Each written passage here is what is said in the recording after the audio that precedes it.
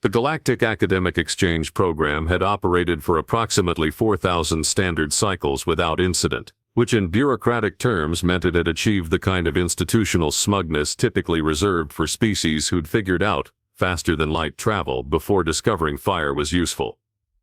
The program's mandate was simple: take the brightest minds from emerging civilization, plug them into the galaxy's most prestigious universities, and watch them flourish under the tutelage of species who'd been doing calculus when Earth's ancestors were still deciding whether legs were a good idea. The Pinnacle Institute of Advanced Studies existed on a station orbiting the binary stars of the Hexion system, a location chosen specifically because its gravitational oddities made it equally inconvenient for everyone. The station itself was a monument to academic excess, with lecture halls that could accommodate species ranging from the microscopic flit to the building-sized gourmet. Atmospheric zones shifted every 50 meters, gravity plating adjusted floor by floor, and the cafeteria had been the subject of 3 separate diplomatic incidents involving proper food temperature.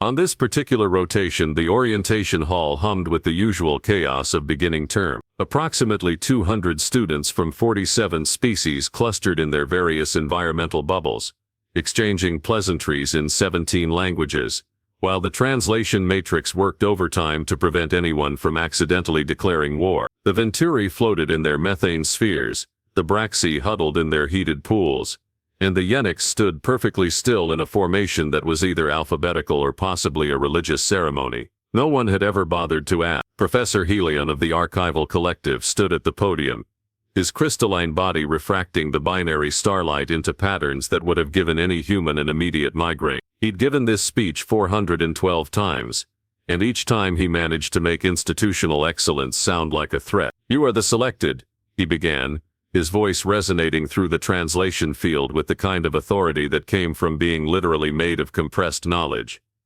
"Your species have deemed you worthy. Your governments have invested resources. Your futures are, as the expression goes, extremely expensive." A ripple of what might have been laughter moved through the assembly, though with some species it was hard to tell if they were amused or digesting. "The curriculum will challenge everything you believe about the universe," Helion continued. "You will study with the finest minds across known space. You will be pushed beyond your limitation. You will either emerge as bridges between your worlds and the greater galactic community, or you will wash out and return home with a very nice certificate that says you tried." The door at the rear of the hall opened with a pneumatic hiss that shouldn't have been audible over Helion's speech, but somehow was. Every sensory organ in the room swiveled toward the interruption. A human walked in, not floated, not slithered, not phased through dimensional barriers. On 2 legs, wearing what appeared to be primitive cloth coverings and carrying a bag that looked like it had been manufactured sometime during her planet's industrial revolution. The silence that followed could have been weaponized. Helion's crystalline structure flickered, the equivalent of a double take. His assistant, a Fenori whose fur was currently displaying colors associated with extreme confusion, checked her datapad 3 times in rapid succession. "There must be an error," Helion said, momentarily abandoning his prepared remarks. "Humans aren't scheduled for integration for another 2 centuries. Their application was meant to be ceremonial, a courtesy filing." The human student, apparently unaware that she was supposed to be impossible, walked down the central aisle with the kind of confidence that suggested she hadn't read any of the material about how terrifying this was supposed to be. She was young by human standards, perhaps 20 cycles, with dark hair pulled into a practical configuration and eyes that swept the assembly with undisguised fascination rather than appropriate fear. A Braxi student, submerged in his heated pool, released a stream of bubbles that translated as, "Is that a death worlder?" "Technically all planets have death on them," whispered a Yenix, breaking formation for the first time in recorded history. "But yes, that's from the one with the excessive gravity and the poison atmosphere. And the predators," added a Venturi, their methane sphere bobbing nervously. "I read the preliminary report. Everything on that planet is either trying to eat everything else, or has recently succeeded." The human reached the front of the assembly and stopped, looking up at Helion with an expression of polite expectation. She pulled out a datapad that was at least 3 generations behind current galactic standard, and held it up. "Hi," she said, and the translation matrix stumbled over the casual greeting like it had never encountered informal speech before. I'm here for the exchange program. Sorry I'm late. The shuttle from Earth took longer than expected. Something about quarantine protocols and making sure I wasn't carrying any planet-killing bacteria. She smiled, showing teeth, and half the assembly flinched. Elian's crystalline form dimmed and brightened in rapid succession, the equivalent of rapid blinking. Your species submitted an application, yes, but it was understood to be exploratory, preliminary, a statement of future intent. Your technological development is barely post-atomic. Your societal structures are fragmented. You still use chemical propulsion for a significant portion of your space travel. Yeah, we're working on that, the human said, apparently unbothered by having her entire civilization called primitive. But the application was accepted. I have the confirmation codes and everything. Took me 6 years to qualify, 3 review boards, and one very uncomfortable medical examination where I had to explain why humans need to consume dead organic matter to survive. A collective shudder ran through the herbivorous species in attendance. The acceptance was likely an administrative error, Elian's assistant offered, her fur now displaying patterns associated with bureaucratic panic. An algorithm malfunction.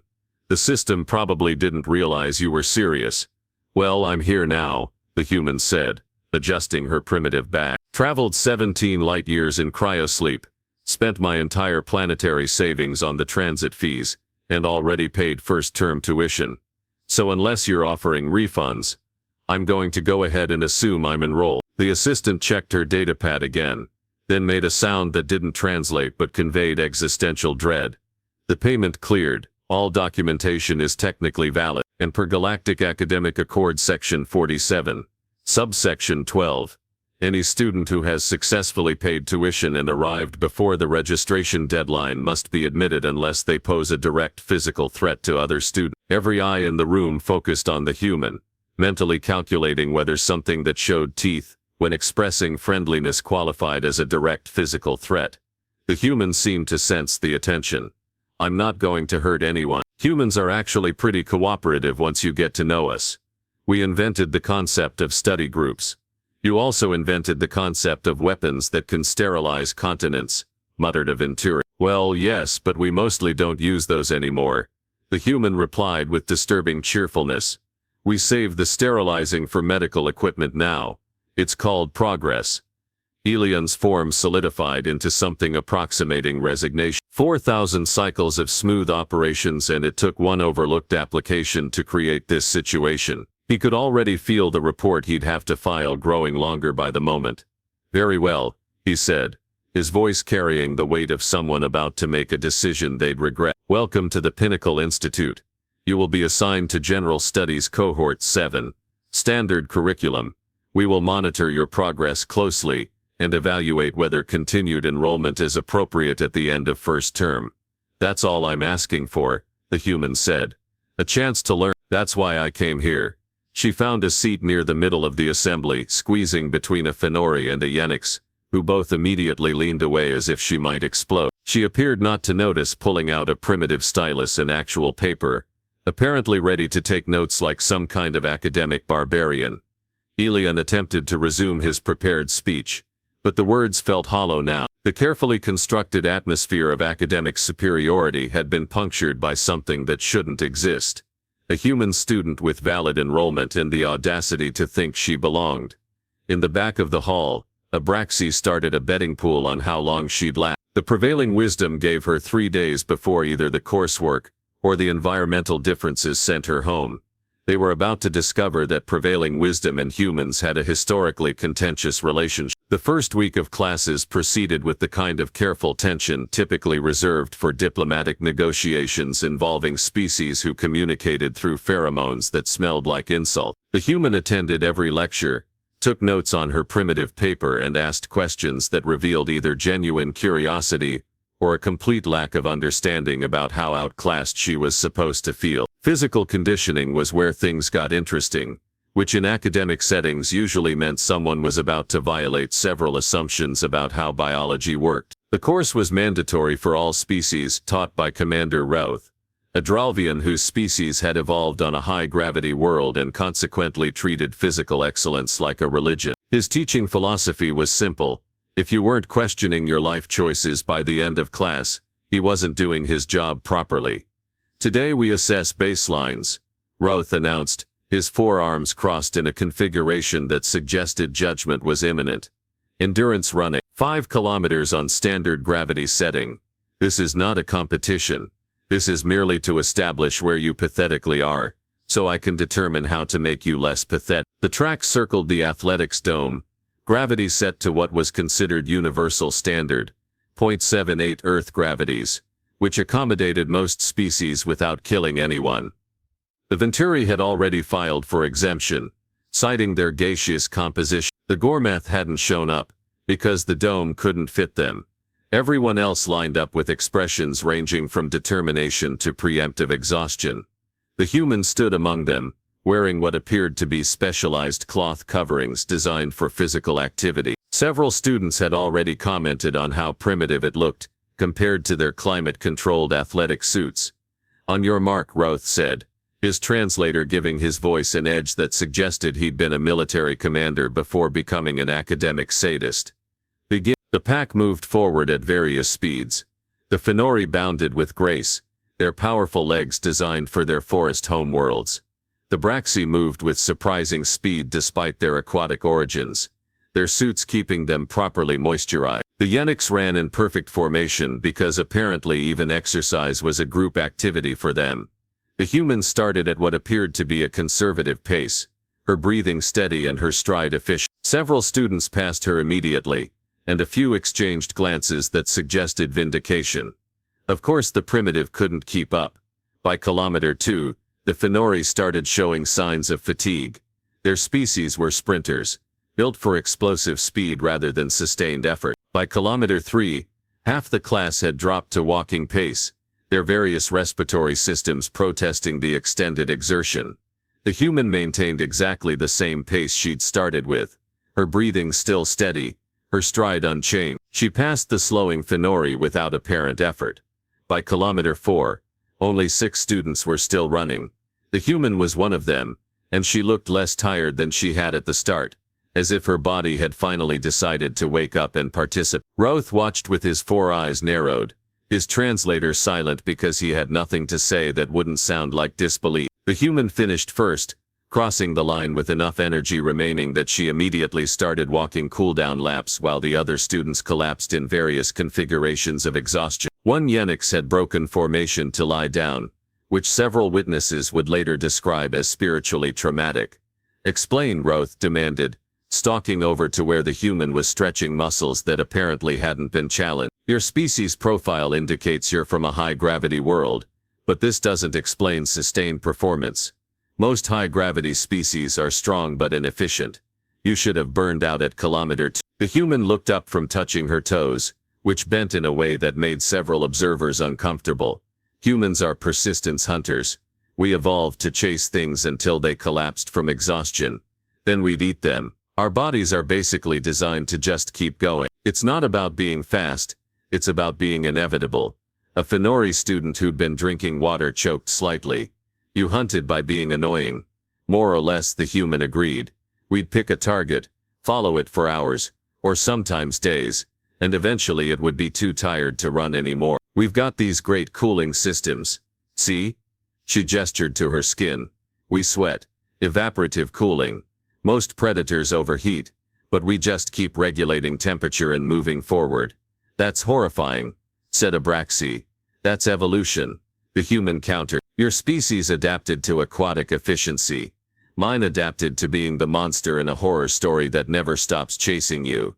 The cafeteria incident happened 3 days later, and if physical conditioning had raised questions, the dining hall provided answers that nobody wanted. The Pinnacle Institute's cafeteria was a marvel of accommodating diversity, with sections devoted to every dietary requirement from simple photosynthesis to the consumption of minerals. The human approached the serving area with her datapad, reviewing the nutritional analysis that had been prepared for her species. She stopped at the protein synthesis station, where various species obtained their amino acids in forms ranging from liquid nutrients to compressed pellet. The human looked at the options, then looked at her datapad, then back at the options. "Excuse me," she said to the serving attendant. A flit who was approximately the size of her thumb. Do you have anything that used to be alive? The attendant's translator took a moment to process this, as if checking whether it had heard correctly. Used to be alive? Yeah, like meat, animal tissue. I'm an obligate omnivore. I need to eat things that were previously organisms, or I get nutrient deficiency. The cafeteria noise didn't stop exactly, but it noticeably shifted in character. Several herbivorous species suddenly found their meals very interesting. We have cellular reconstruction, the flit offered nervously. Protein matrices grown in laboratory conditions. No consciousness required. Very ethical. Does it taste like something that had a face? That is a deeply disturbing question. I'll take that as a no. The human sighed. Fine, I'll supplement, but I'm filing a request for Earth food imports.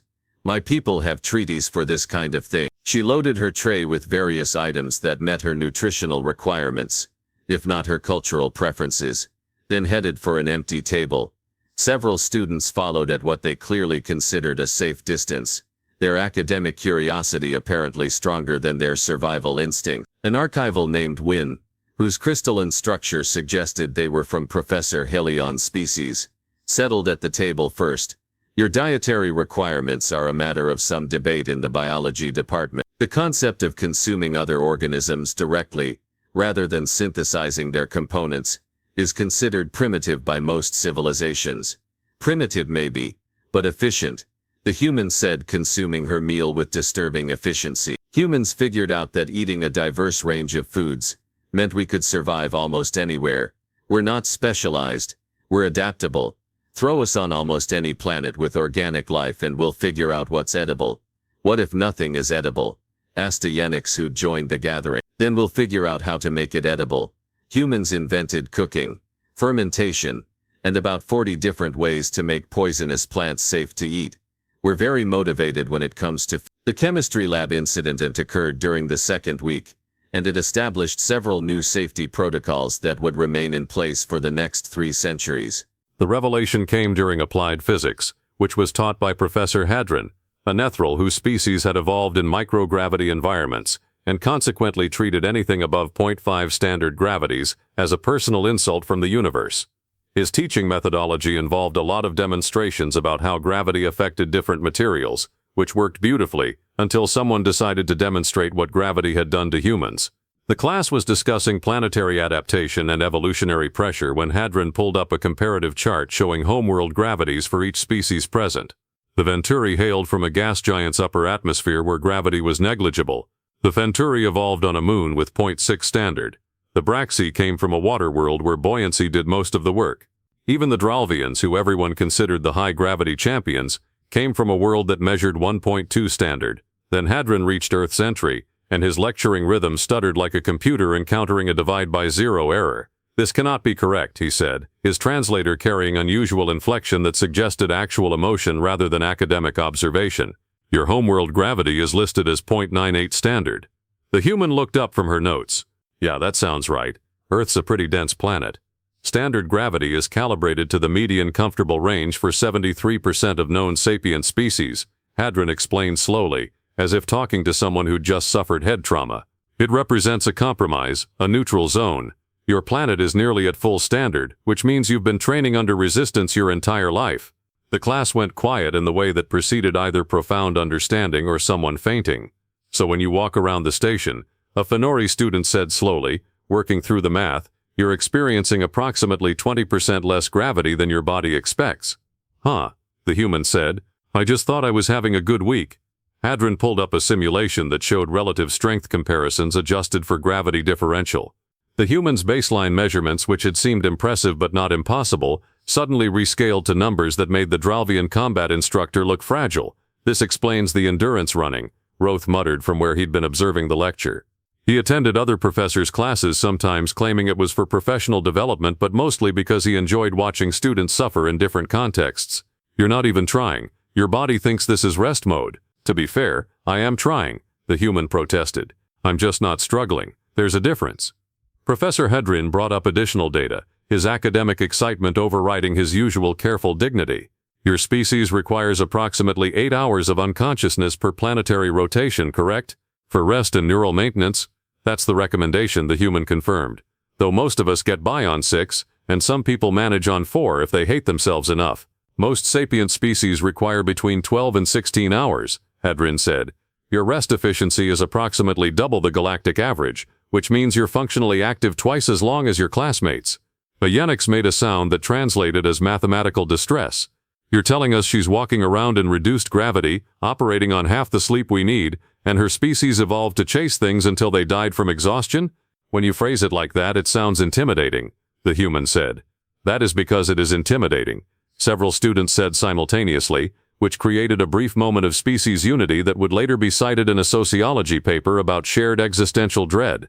The medical examination happened because Professor Hadrin insisted, and because the biology department had been circulating increasingly wild theories about human physiology that needed confirmation before they appeared in any peer-reviewed publications. Dr. Fenn ran the medical wing with the kind of efficiency that came from treating species whose biology ranged from conventional to conceptual. She'd seen silicon-based life forms, beings that existed partially in other dimensions, and one memorable student whose consciousness lived in a symbiotic fungal network. She considered herself unshockable. The human sat on an examination platform that had been adjusted 3 times to accommodate her size, wearing a medical gown that was designed for species with different proportions and consequently fit like a territorial dispute.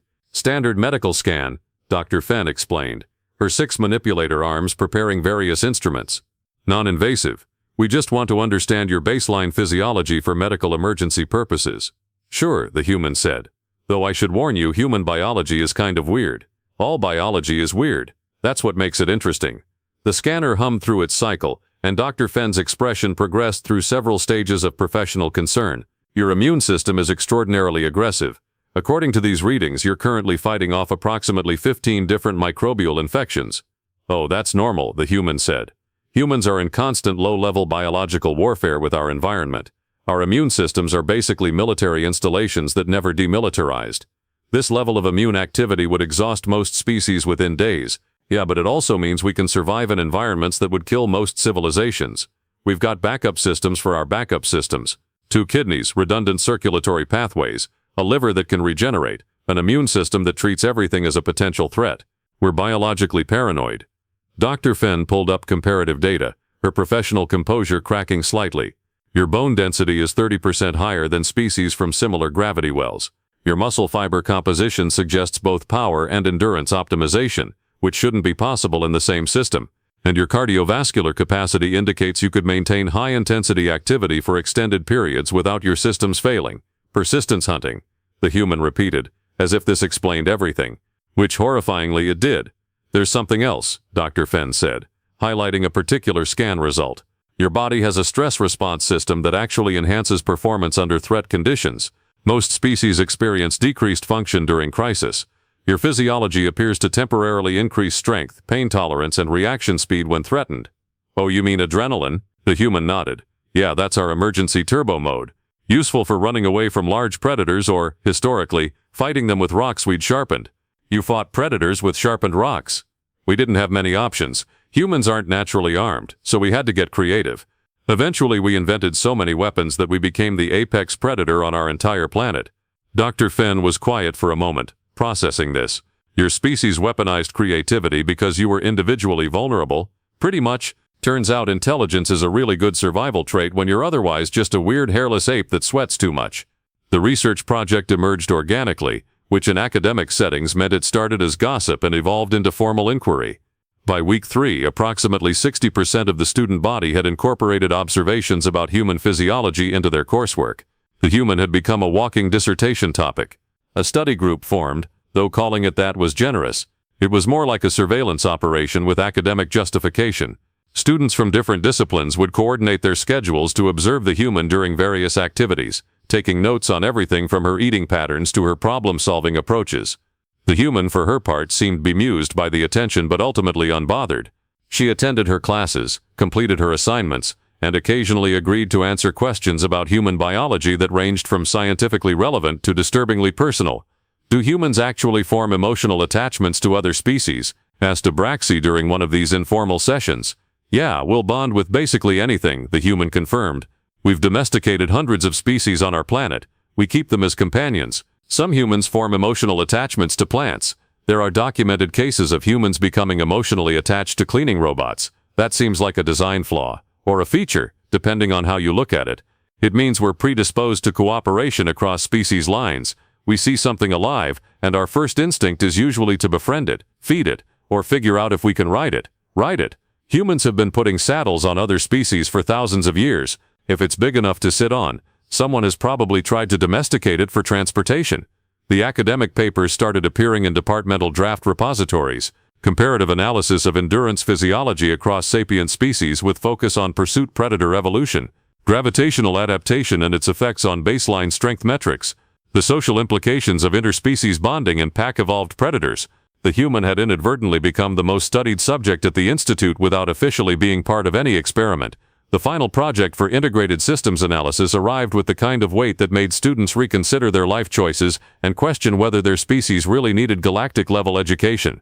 Professor Helion had designed it specifically to be impossible to complete individually, forcing cooperation between species with incompatible environmental needs, different cognitive frameworks, and communication styles that ranged from verbal to chemical to interpretive dance.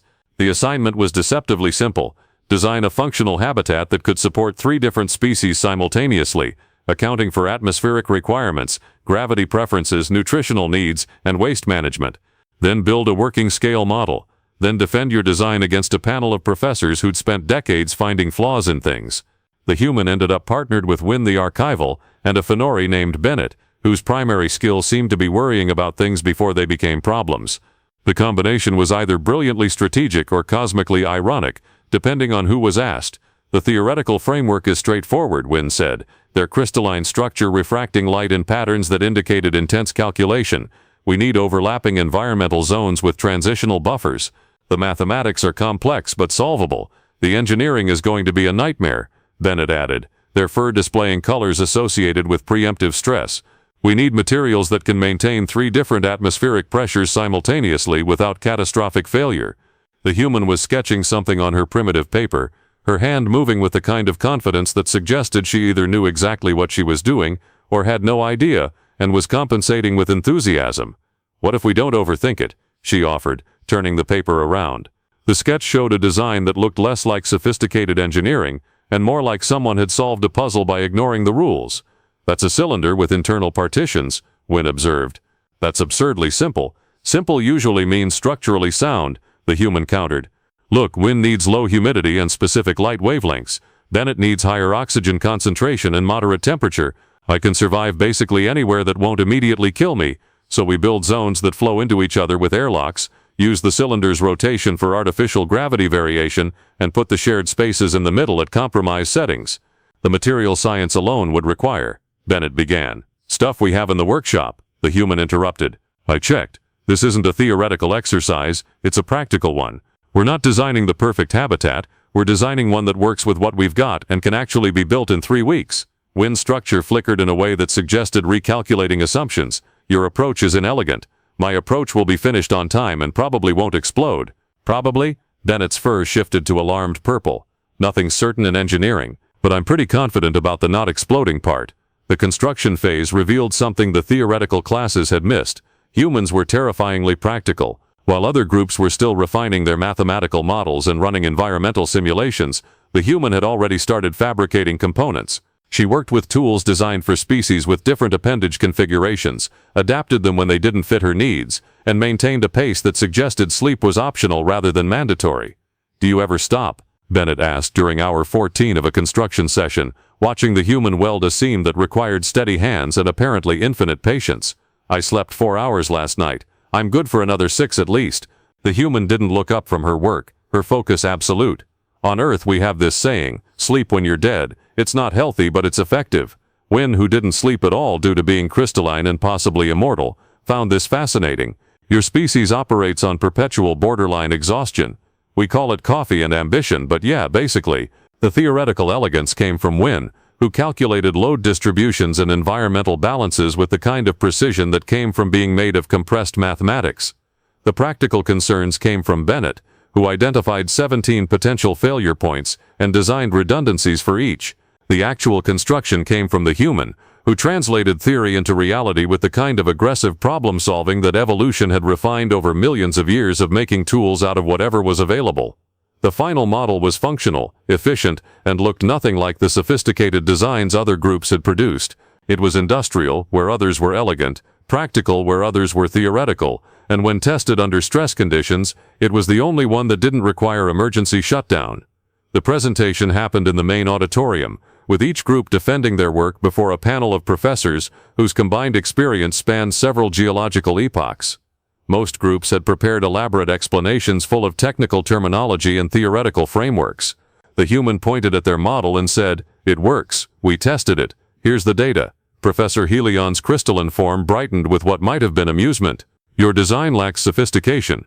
"Our design lacks failure points," the human corrected. "Sophistication is great until something breaks. Then you want the thing that's too simple to fail complicated. You're suggesting elegance is a liability. I'm suggesting that sometimes the best solution is the one that actually solves the problem instead of looking pretty while not solving it." The panel conferred in frequencies most species couldn't hear. Then Hadrin spoke for the group. "Your design demonstrates practical competence. Your construction shows unusual efficiency. Your presentation lacks academic polish but compensates with results. This is against our initial expectations acceptable work." "We'll take it," Bennett said, their fur displaying relieved yellow. Graduation came faster than expected, which was typical of academic calendars designed to make time feel negotiable. The human had survived first term with grades that ranged from acceptable to surprisingly competitive, had contributed to approximately 37 different research papers without officially being a research subject, and had fundamentally altered how the faculty thought about emerging civilizations. The ceremony was held in the observation deck with the binary stars providing dramatic lighting that made everything feel more significant. Students received their certifications in order of species registry, which put humans near the end due to alphabetical coincidence and bureaucratic inertia. When the human's name was called, she walked to the platform in reduced gravity that her body barely noticed, wearing academic robes designed for species with different proportions, and accepted a data chip containing her certification from Professor Helion. "You were an unexpected addition to our program," Helion said, his voice carrying across the translation field. "Your species was not prepared. You were not qualified by conventional metrics, and yet you have completed the coursework, contributed to the academic community, and challenged our assumptions about developmental trajectories." "I just wanted to learn," the human said simply. "Yes, and in doing so you taught us something we had forgotten, that knowledge is not about being qualified, but about being curious." The faculty chamber meeting happened 3 days after graduation, with attendance mandatory for all department heads and several administrative officials who normally avoided academic discussions like they were contagious. "The question before us," Helion began, "is whether to expand human enrollment in future cycles." The debate lasted 4 hours and covered everything from philosophical implications to liability concerns. The physics department was concerned about safety protocols. The administration worried about precedent. Finally, Roth spoke, his forearms crossed in a gesture that commanded attention. "I have trained warriors from 40 species. I have seen strength in many forms, but I have never seen a species that combines physical capability, mental adaptability, and sheer stubborn persistence the way humans do.